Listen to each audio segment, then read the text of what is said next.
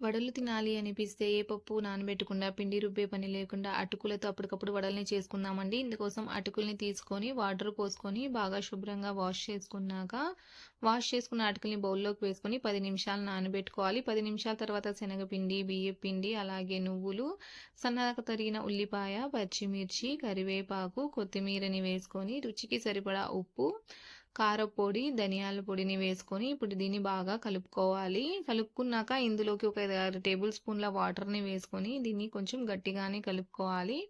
ఇలా కలుపుకున్నాక వడల్లాగా ఒత్తుకొని ప్లేట్‌లో పెట్టేసి పక్కన పెట్టుకోవాలి. షాలో ఫ్రైకి సరిపడా ఆయిల్ వేసుకొని, ఆయిల్ హీట్ అయ్యాక వడల్ని వేసుకొని, వేసిన వెంటనే దీన్ని ఒక నిమిషం పాటు కదపకూడదు. ఒక నిమిషం తర్వాత వీటిని ఇంకొక వైపుకి టర్న్ చేసుకోవాలి.